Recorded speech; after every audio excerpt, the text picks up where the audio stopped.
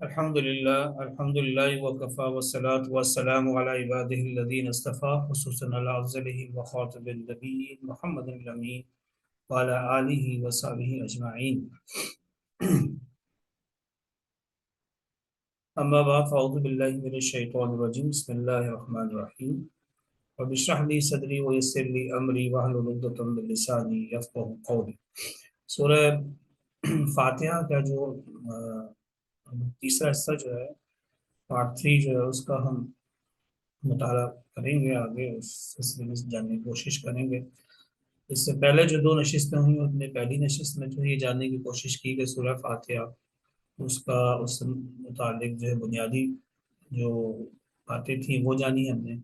اس کے بعد جو دوسرا حصہ تھا ہم نے اس میں یہ بات سمجھنے کی کوشش کی کہ سورہ فاتحہ کا اسلوب کیا ہے، اور اسلوب اگر دعا ہے تو جو دعائیں قرآن مجید میں وارد ہوئی ہیں اس طرح کا انداز سورہ مبارکہ میں نہیں ہے، اور وہ نہیں ہے تو کیوں نہیں ہے یہ پھر ہم نے دیکھا اور ہم نے اس کو سمجھا. آج ہم اس کا یہ سورہ فاتحہ کا جو تیسرا حصہ ہے اس میں اب اس کے اسٹرکچر کو، اس کا جو تجزیہ ہے اس آیات کا، وہ ہم اس کو ذرا سا سمجھنے کی کوشش کریں گے. اس کے بعد پھر انشاءاللہ العزیز ہماری جو اگلی نشست ہوگی وہ کچھ چند الفاظ ہیں جس کو ہم سمجھنے کی کوشش کریں گے کہ سورہ فاتحہ میں یہ اللہ تعالیٰ نے الفاظ استعمال کیے ہیں تو ان کی اہمیت کیا ہے، اور اگر یہ اسلوب استعمال کیا ہے تو اس کی اہمیت کیا ہے. تو اس کا تھوڑا سا ہم مختصر مطالعہ اس کا بھی کریں گے. یہ اتنا وقت اس لیے بھی اس میں لگ رہا ہے کہ ہم نشستیں چھوٹی ہیں ہماری، کوئی 15 منٹ کی ہیں، اور دوسری یہ کہ یہ کیونکہ ہماری نماز کا جزء لا ینفق ہے، ہم ہر وقت پڑھتے ہیں، تو جتنا اس سورہ فاتحہ سے متعلق ہمیں اویئرنیس ہوگی، اس سے متعلق ہمیں معلومات ہوگی، تو اتنا ہی ہم نماز میں اپنے خوش و خضوع کے ساتھ اس کو ادا کر سکتے ہیں. سورہ فاتحہ کا جو اسلوب و تجزیہ ہے، اگر آپ اس کو ترجمے کے ساتھ کئی دفعہ 2-3 دفعہ بھی پڑھیں گے تو بڑے آرام اور سادہ طریقے سے آپ یہ بات جان لیں گے کہ یہ آیات تو 7 ہیں، اس میں 7 آیات موجود ہیں، لیکن بڑے سادہ سادہ سے جملے 3 ہی بنتے ہیں. یہ آپ ترجمے سے بھی آپ کو اندازہ ہو جائے گا، اور انشاءاللہ ہم اس کو بھی دیکھیں گے تو ہمیں سمجھ میں آئے گی. دیکھیے جو پہلا جو جملہ اس کا بنتا ہے وہ آیت نمبر 1 سے 3 تک، یعنی کہ الحمدللہ رب العالمین الرحمن الرحیم مالک یوم الدین. یہ جو ہے اب 3 آیتوں پر مشتمل جو آیتیں 3 ہیں، لیکن جملہ ایک سادہ جملہ ایک ہے، اور اس میں کیا ہے ان 3 آیتوں پر اللہ تعالیٰ کی نعمتوں کا شکر، اس کی محبت اور شفقت اور پھر آخرت کے دن کے مالک ہونے کا اعتراف. اللہ تعالیٰ کی یہی بنیادی صفات ہیں جس کا ذکر ان 3 آیت میں کیا گیا، اور یہ سادہ جملہ اس میں خبیہ جو ہے وہ بن کے ہمارے سامنے ہے. دوسری آیت جو ہے، دوسرا جو جملہ ہے وہ ایک آیت پر مشتمل ہے، وہ آیت نمبر 4 ایاک نعبد و ایاک نستعین. اس میں ایک انسان دعویٰ کرتا ہے، ایک عہد کرتا ہے اپنے رب سے کہ میں صرف اور صرف تیری بندگی کرتا ہوں، وہ کروں گا. کیونکہ مضارع یہاں استعمال ہوا، انشاءاللہ ہم جب تجزیہ کریں گے الفاظوں کا تو اس میں اس آیت کو بھی ہم ڈسکس کریں گے کہ اس میں جو عربی اس کا حصر کا اسلوب پایا جاتا ہے. حصر کہتے ہیں تاکید، جیسے سپرلیٹو ڈگریز جو ہے وہ جو انگلش میں جو ہم دیکھتے ہیں، عربی زبان کے اندر جو یہ پائی جاتی ہے، کس تاکیدی لفظ یہاں پہ جو الفاظ استعمال کیے گئے ہیں وہ انشاءاللہ ہم کل کی نشست میں اس کو سمجھنے کی کوشش کریں گے. لیکن یہ جو اب دوسرا جملہ ہے یہ ایک آیت پر مبنی ہے، جس میں انسان اللہ سے عہد کرتا ہے کہ میں تیری بندگی کرتا ہوں، کروں گا، اور اللہ سے استعانت طلب کرتا ہے کہ اللہ تعالیٰ تیری مدد چاہتا ہوں اور چاہوں گا. تو گویا یہ رب اور اس بندے کے درمیان، اللہ کے بندے کے درمیان ایک عہد و پیما ہے. تو یہ جو دوسری چوتھی آیت ہے یہ دوسرے جملے پر مشتمل ہے. اب آئیے جو تیسرا جملہ ہے وہ پھر ان 3 آیتوں پر مشتمل ہے، 5 سے 7، یعنی آخری جو 3 آیات ہیں وہ مکمل ایک جملہ بن رہی ہے. وہ کیا ہے؟ وہ دعا ہے. وہ اہدنا الصراط المستقیم صراط الذین انعمت علیہم غیر المغضوب علیہم ولا الضالین. یعنی کہ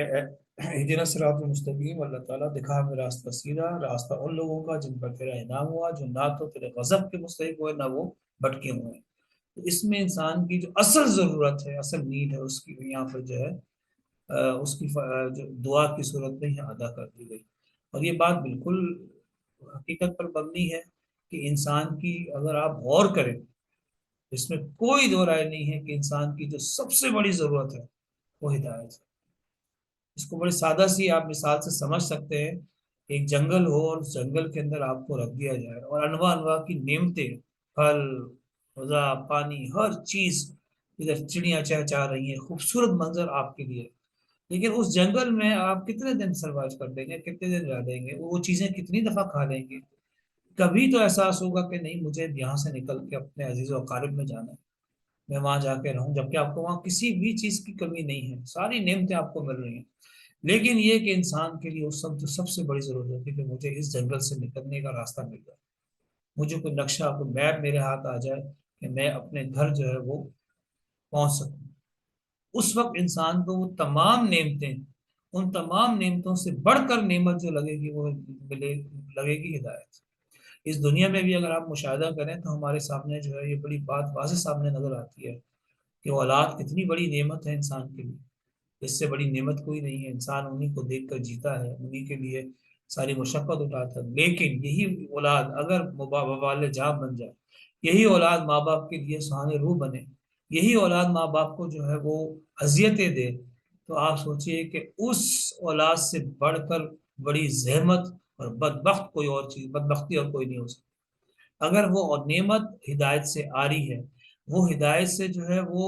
میرا روی کا شکار ہے، تو ایسی اولاد جو ہے وہ سہانے روح بنے گی والدین کے لیے، نہ کہ کوئی راحت کا سبب بنے گی۔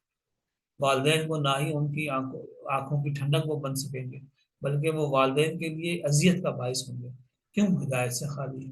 یہی معاملہ ہر دوسری نعمت کا، دولت بہت بڑی شے ہے، لیکن انسان اگر ہدایت سے خالی ہو تو یہی دولت اس کے لیے بہت بڑا فتنہ ہے۔ یہی دولت ہے جس کی بنا پر وہ پھر جو ہے اپنی عیاشیاں کرے گا، ظلم اور زیادتیاں کرے گا۔ اسی طرح ہر نعمت کا آپ مشاہدہ کرنے، اقتدار ہو، شہرت ہو، جو بھی معاملہ، فیم جس کو ہم کہتے ہیں، یہ تمام چیزیں جو ہیں ان کا اگر مشاہدہ کریں اپنی اپنی جگہ پر بڑی نعمتیں ہیں، لیکن ان میں سے اگر یہ ہدایت سے آ رہی ہیں، ہدایت سے خالی ہیں، تو یہ انسان کے لیے خود بذات خود ایک وبال جاں ہے اور اذیت کا باعث ہے۔ لہٰذا یہ چیز جان لیجئے کہ سادہ جو ہے تین جملے ہیں۔ پہلا جملہ جو ہے آیت نمبر 1 کا 3، الحمدللہ رب العالمین الرحمن الرحیم مالک یوم الدین۔ یہاں پر جو ہے اللہ کی، یعنی پہلی تین آیت میں اللہ کی نعمتوں کا شکر، اس کی محبت، شفقت، اور پھر آخرت کے دن کے مالک ہونے کا اعتراف ان تین آیتوں میں جو ہے وہ ایک سادہ جملے میں بیان کر دیا گیا۔ دوسری جو آیت ہے آیت نمبر 4، وہ پھر ایک جملے پر مشتمل ہے، آیت ایک ہے اور جملہ بھی ایک ہی ہے، اور اس میں اس چوتھی آیت میں سادہ سی بات وہ یہ ہے کہ رب کے درمیان عہد و پیما جو ہے وہ انسان کا جو ہے وہ بیان کر دیا گیا، اور تیسری آیت جو ہے وہ اہدنا الصراط المستقیم صراط الذین انعمت علیہم غیر المغضوب علیہم ولا الضالین۔ یہ تین آیتوں پر مشتمل ایک پھر سادہ جملہ ہے، اور یہ سادہ جملہ جو ہے پھر ایک دعا پر مشتمل ہے، اور اس دعا کا آپ دیکھیے کہ اللہ کی شفقت اور اس کی محبت کا عالم دیکھیے کہ اس دعا کا جو ہے وہ قبولیت کس شان سے ہوتی ہے، کہ اس دعا کا جواب ہے جو کہ پورے قرآن مجید کی صورت میں ہمارے سامنے ہے۔ سورہ بقرہ کا آغاز دیکھیے کس شان سے ہو رہا ہے، الف لام میم ذالک الکتاب لا ریب فیہ ھدی للمتقین۔ جو ہدایت تم نے مانگی تھی، جو تم نے سیدھا راستہ مانگا تھا، تو یہ ہے ہماری وہ ہدایت، یہ ہے قرآن مجید جو کہ تمہارے لیے جو ہے وہ اہدنا الصراط المستقیم کا جو ہے وہ منبع اور سرچشمہ۔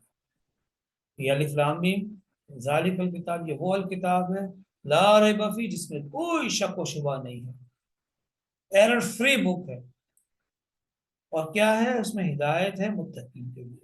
ایک یہ سلیم الفطر، سلیم العقل انسان، یہی جو ہے جو فریاد کر رہا ہے، اسی کے لیے اللہ تعالیٰ نے ہدایت کا منبع چشمہ اس آیت کو بنا دیا۔ اب آپ دیکھیے کہ یہ ایک سادی سی بات ہے جس کو ایک عام آدمی بھی صرف ترجمہ پڑھ کے سمجھ سکتا ہے کہ تین جملوں پر مشتمل یہ سورہ مبارکہ ہے۔ اس کو سمجھانے کے لیے ایک ڈائیگرام سے سمجھایا جو کہ آج کہ جدید ذہن کے لیے تو irrelevant ہوگا، کیونکہ وہ شاید ہو سکتا ہے کہ اس طرح کے ترازوں سے اور ترازو کی مثال سے سمجھایا گیا ہے کہ جو پرانے زمانے کے ترازو، آج تو ڈیجیٹل ویٹ مشینز ہیں جس کے اوپر چیزیں جو ہیں وہ ویٹ کر لی جاتی ہیں، لیکن یہ کہ پرانے زمانے میں جو لوگ تھوڑا سا اس ترازو سے واقف ہیں ان کے علم میں ہوگا کہ اس کی شکل کچھ اس طرح سے ہوتی تھی کہ نیچے ایک دو جو ہے وہ تھال سے ہیں، ان تھال سے جو ہے تین تین لڑیاں جا رہی ہیں، اور وہ ایک لوہے کی راڈ پہ لٹکی ہوئی ہیں، اور اس کے بیچ میں جو ہے ایک سینٹر میں جو ہے وہ پکڑنے کے لیے ہتھی بنی ہوتی ہے، اور اس میں ایک پلڑے میں وزن رکھا جاتا ہے، اور ایک دوسرے پلڑے میں جو ہے وہ باٹ رکھے جاتے ہیں، اور جان جو ہے اور رکھے جاتے ہیں تاکہ اس کو ظاہر کیا جائے۔ وہ نقشہ اگر آپ کے ذہن میں ہے تو آپ دیکھیے وہ سورہ فاتحہ جو ہے اس حوالے سے بڑی ہی اس کی مناسبت ہے کہ ایک جو اس کا جو پہلا جو پڑھ رہا ہے وہ تین لڑیوں پر مشتمل ہے، تین آیات، الحمدللہ رب العالمین الرحمن الرحیم مالک یوم الدین، بندے کا اظہار حمد و ثنا۔ اس کے بعد جو دوسرا پڑھ رہا ہے وہ آخری کا، وہ پھر تین آیتوں پر مشتمل ہے، وہ کیا، اہدنا الصراط المستقیم صراط الذین انعمت علیہم غیر المغضوب علیہم ولا الضالین۔ انسان کی اصل ضرورت، اس کی اصل نیڈ، اور وہ دعا ہے جو یہاں موجود ہے۔ اب ان دونوں پڑھوں کو جوڑ رہی ہے وہ بیچ کی آیت، آیت نمبر 4، ایاک نعبد و ایاک نستعین، اور یہ بیچ میں واو جو ہے سمجھیے کہ وہ مٹھی ہے جس سے جو ہے اس ترازو کو پکڑا جاتا ہے۔ اسے سمجھانے کے لیے رب کہ کوئی اگر اس کی کوئی ڈائیگرام بن سکتی ہے تو اس سے اچھی ڈائیگرام وہ ہو نہیں سکتی۔ یہ بیلنس جو ہے وہ ترازو ہی سے جو ہے وزن کا ہوتا ہے۔ اب یہ انسان جو ہے اس سورہ فاتحہ کے اسلوب کو اس طرح سے جاننے کی کوشش کرے۔ پہلا حصہ اللہ تعالیٰ کی نعمت، اس کی محبت، اس کی شفقت، اس کی رحمانیت، اس کی رحیمیت، اور اس کے آخرت جزا و سزا کے دن کے مالک ہونے پر مبنی تین آیات ہیں۔ بیچ کی جو آیت ہے، آیت نمبر 4، وہ اللہ اور اس کے بندے کے درمیان آیت القیامہ پر مشتمل ہے، اور آخری جو تین آیات ہیں وہ انسان کی اصل ضرورت، اس کی دعا، اس سے متعلق ہے، اور جس دعا کا بھرپور اظہار جو ہے وہ قرآن کی صورت میں ہمارے سامنے ہے۔ اللہ تعالیٰ سے دعا ہے کہ اللہ تعالیٰ کی زبان سے جو کوئی غلط الفاظ نکل گئے وہ آپ کے ذہن سے محو کر دے، اور جو اس میں بات جو ہے وہ